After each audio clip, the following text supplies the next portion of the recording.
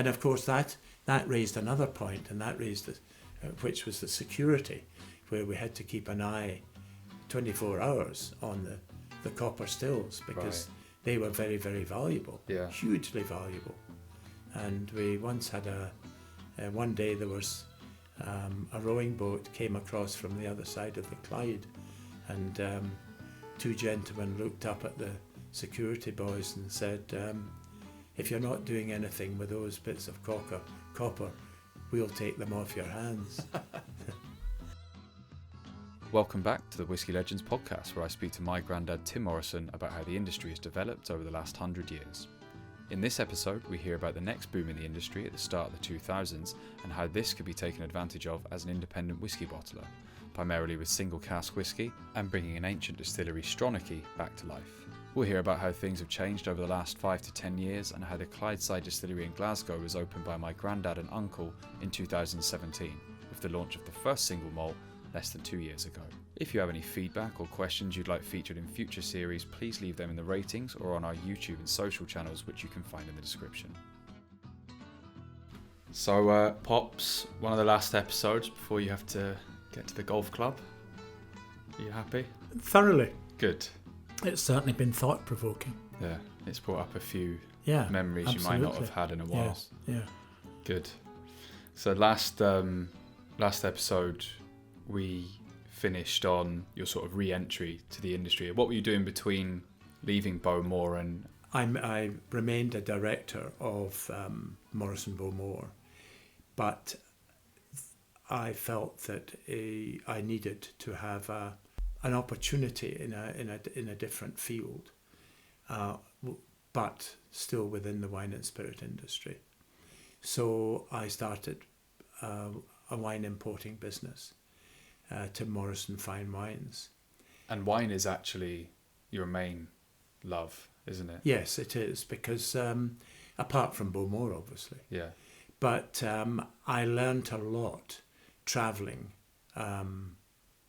around Europe, especially Italy and France, and to a lesser extent in Germany.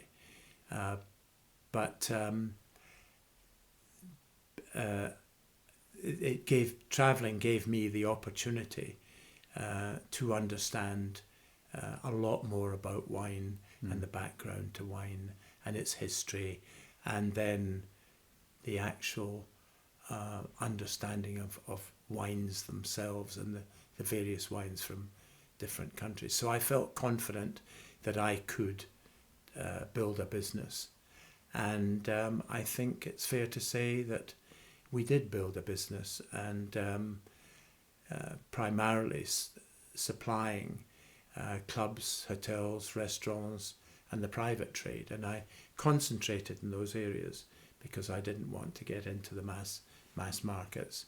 And we operated within the central and western side of Scotland. And we sold this business in 2008. Quite successfully.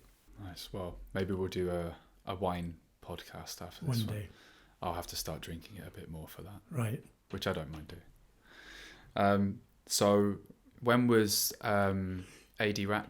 So what the situation with AD Rattray was that I was a director of a company, AD Rattray, which was owned by my aunt, and which had been left to her by her grandfather, William Walker.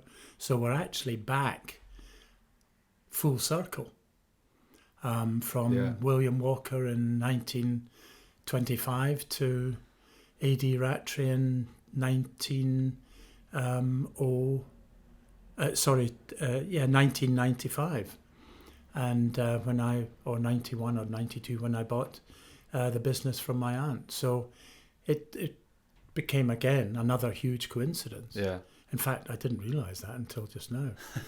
And how did that come about? Because I was a shareholder. She had given me a share, or I had bought a share. So I decided to buy the business, and bought the business and the stock. The stock amounted to about 100,000. So what happened was that I decided that we would bottle start to bottle our products and or the malts that we had in Bond, and I was looking through a book on missing distilleries that had disappeared basically from the 1870s to about the 1920s and onwards, and there were a lot. And I came across a distillery called Stronachie, which had been based in Perthshire, and I thought it was originally a distillery. There was a history to it. There were stories to it. And coincidentally, I was offered a bottle of 1906 Stronachie and thought, well, this is meant to be. So I managed to purchase the brand.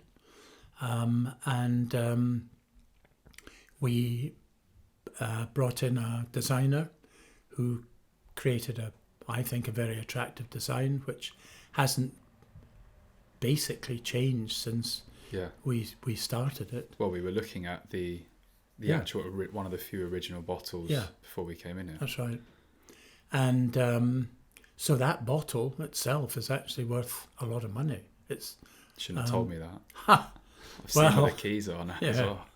So what we then did, of course, was to find a spirit that we felt would be as near to this spirit as possible. Yeah. So what we did, a glass blower actually inserted a needle into the glass, and we drew a sample out, very small sample, and it was sort of nosed, and we decided on a particular malt that we thought would be suitable. And the closest match to that the closest match to it. So Benrinnes was chosen. Yeah. So we bottled up. So a 10-year-old, is it? As a 10-year-old, yep.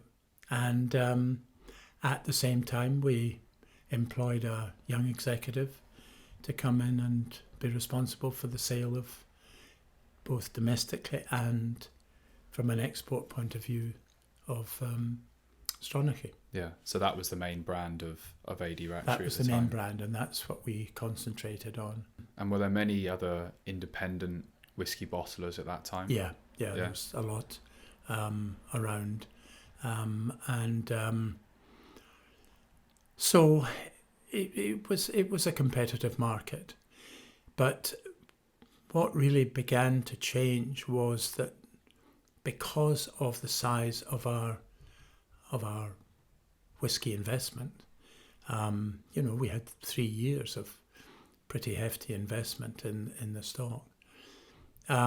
We found there was an interest from retailers, wholesalers, in people buying casks from us to bottle with their label, and or us bottling up the product for them. Yeah, and that began to grow the business, and we had a very enthusiastic MD at the time, Nick White, sadly no longer with us, but he was instrumental in really developing the concept of the single casks, and we didn't do any blending. We didn't have a blend. It was purely malt whiskey and selling single casks. And were many other people selling single cask whiskey? Other people were selling single casks, yeah. And were you just selling them as casks and for other people, or did you start bottling them? When did you start to bottle them yourself? We started bottling probably about 10, 12. And what about, because obviously now, I'd say when I've been around selling AD Ratchery brands, the single cask is much easier typically to sell, I would say. Yeah. Oh, without a doubt. And because it's seen as the kind of rare, it's a bit different, and I mean, a lot of people that just get into whiskey probably don't understand what single cask whiskey is. It takes a little bit of explanation. When did that really start to take off, and how much money did you have to put into, I guess, educating people about single cask whiskey, or had the rest of the market kind of already done that? Basically, the market had already done that, and people that were involved knew about that. Yeah. So not a lot of education, but I think where we established our reputation was the quality of our single bottlings. So we were doing single bottlings as well as selling casks, if you see what I mean. Because when you were in London, you were selling single bottlings of 80 Rattries. Yeah. And we were always very careful about the quality of the cask that we had. And if there was any doubts about it, then it would be re-racked, or it would be unloaded, and we'd probably exchange it for something else with another broker. Where we established fairly quickly our reputation was in that quality and the service that we gave. And I think very quickly Nick began to understand the whiskies. He introduced an educational program within the business, so that everybody knew about malt whiskey and about whiskies and about distilleries. Yeah. And so that was another part, if you like, of the service, that we were known for our knowledge of the trade and the products that we sold. And how have things changed when you've been through when you first started and then to when it started to really take off? How have things changed between then and now, I guess? You know, between 5 years ago, even maybe 10 years ago? I think things have begun to change noticeably because we became aware of a lack of whiskey being as readily available as it was in the early in the 1990s. And about 2008, 2009, we said, there's not going to be the sort of whiskies around that we would need to buy to support the single cask sales or the single cask bottlings. And because we'd already established a filling program with Benrinnes for the Stronachie program. Yeah. And basically that's when I started thinking about our own distillery one day. Yeah. And so that's when things started to change. And then we became more diligent in who we were selling single casks to. But at the same time, markets like Japan, where we have a wonderful distributor, and China became attracted to us. Andrew had done a trip to China and Japan, then established other distributors in Europe. But where people were keen on the single cask, and we felt that, we're going to run out of this sort of thing. Yeah. So what then happened was that Nick introduced the cask Isla, cask Highland, cask Orkney. Yeah. And so we began to focus on developing our own brands. That is the policy now, that there will be limited sales of casks. We will concentrate on our own cask bottlings and the brands of cask Orkney, cask Isla, cask Highland, Speyside and what have you. Yeah. And they are now established in the marketplace. Yeah, yeah. And you mentioned obviously this is what made you start to think about your own distillery. Were you ever worried that it was, before you did that, I think it was 2009? That's when we started thinking about it. Yeah, and obviously it was 2011 before we really moved into it. Yeah, and already there's quite a large number of distilleries just in Scotland alone. Well, at that time we were in the forefront, and I think Ardnamurchan was really the first one. The Isle of Harris was the next one. Yeah. Those were the two that really struck us, because I had actually been approached to invest in Isle of Harris, and it was quite a thought for us, but I decided no, it's better we have our own distillery, and so it was really Andrew who really pushed the concept forward and gave us the encouragement as a family to say, right, we're going to build our own distillery. Yeah. And he was in America at that, as I say, working at that time. So we then put in motion the steps, and employed. We had an accountancy company that were working with a family at the time, who we retained to help in the admin, and then we employed a chap called Glenn Moore, who was an ex-Bowmore employee, who was on the ex-marketing director of Bowmore. Yeah, so that's almost stage one, develop the team. And for anyone listening that's interested in building a whiskey distillery in the modern age, what's step 2, step 3?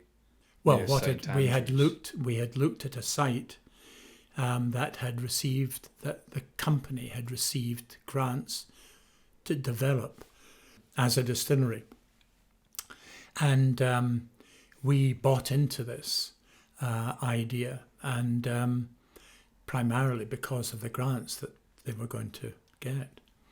The unfortunate thing was that we could not agree, or maybe the fortunate, and now I realise very fortunate, situation was that we could not agree a rent with the landowner, and so we had to walk away from that. And then on what was supposed basically to be a final subsequent meeting of the group that was working on this, somebody said, what about building a distillery in Glasgow? And I thought about the idea, and having known how vigorous and busy and bustly the trade was in Glasgow when I joined it, with warehouses, cooperages, blending houses, the brand owners' offices. Yeah. I mean, it was a hive of activity in those times. Yeah, we were talking about that in previous episodes. Yes. There was 24 distilleries or something? Yeah, 23 distilleries in around the centre of Glasgow in 1875, and the history of some of these distilleries is still at the forefront. And we said, well, now's as good a time to have a look. So we asked the administrator to go and find 5 sites that we might consider, and one of them was the pump house on the Clyde. And there had been prior to the other 5, there had been 2 schools. One was a mill, and then another Clyde warehouse. And we thought the best one was the pump house.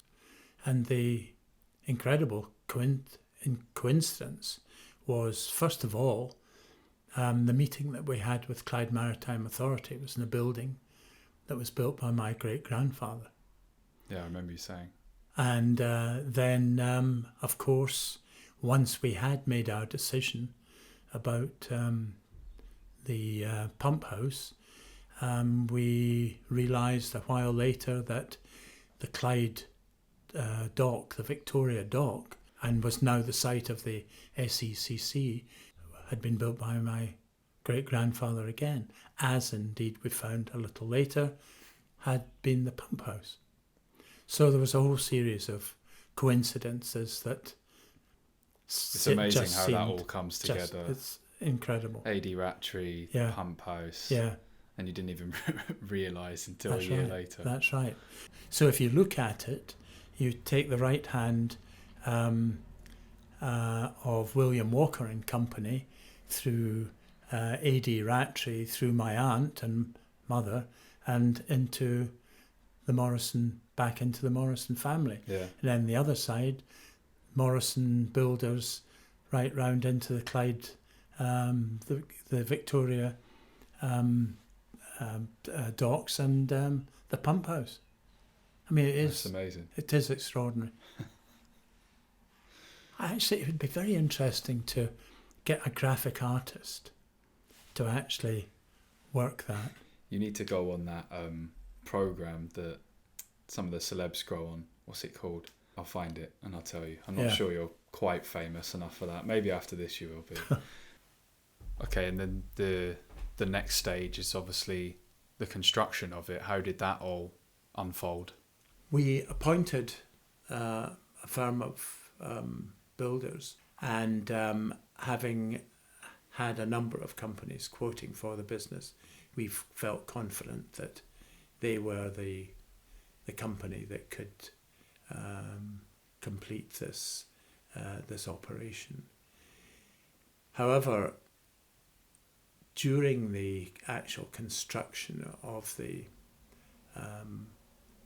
buildings, and with the pump house being as old as it was, there had been a problem for the architects that they hadn't been able to fully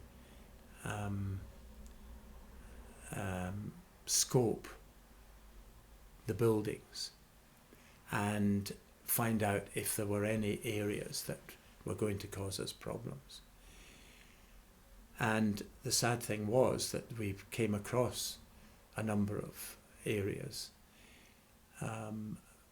One especially when we actually found the well, if you like, in which the wheel rested that swung the bridge between the harbour, or between the pump house and the dock. And as a consequence, we then had to fill this well. Yeah. And this took 1,000 tons of concrete. And that, however, that fortunately was the only major thing. Major hiccup. And how long did that take to fill? Oh God, about 2 weeks. What's I can't even imagine what 1,000 tons of concrete No, it's very difficult. All I remember is lorries continuing on a daily basis in and out of the distillery and depositing large amounts of concrete. So that was the major thing. But there were problems with crumbling walls as well. Yeah. But under the circumstances, the contractors did a fantastic job. Yeah. Really a fantastic job. How long did it take overall from start to finish? I think probably a year. A year. I think so. And getting the boiler and the stills in, that was slightly less complicated than with Bowmore. That was very, very much less complicated, and but the one problem about that was that the area that they had to swing the stills into from a height, so they had to drop the stills down rather than move them in. Yeah. Laterally. They had to wait for a day when the wind wasn't above a certain level, right, to allow them, because the gaps between the stills and the supports were very, very small, and so consequently it required very fine definition to drop the stills into their base. So the elements are always playing havoc when you're Yes. trying to transport stills into a distillery. Yeah. And of course that raised another point, and that raised which was the security, where we had to keep an eye 24 hours on the copper stills, because they were very, very valuable, hugely valuable. And we once had one day there was a rowing boat came across from the other side of the Clyde, and two gentlemen looked up at the security boys and said, if you're not doing anything with those bits of copper, we'll take them off your hands. So the stills are in place, boilers in place. When did you actually start distilling? 2019.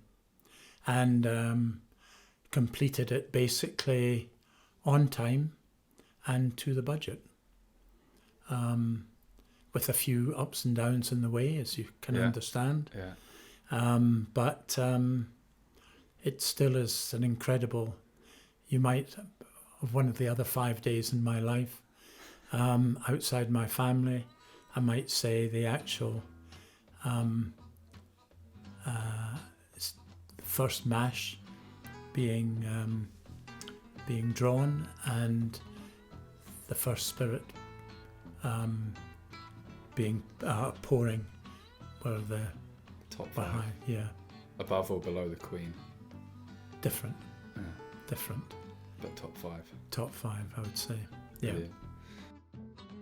In our last episode, we looked to the future with thoughts on the challenges facing the industry and new distilleries today, but also on the opportunities still there, and why whisky has such a strong allure for both trade and consumers alike. If you have any feedback or questions you'd like featured in future series, please leave them in the ratings or on our YouTube and social channels, which you can find in the description.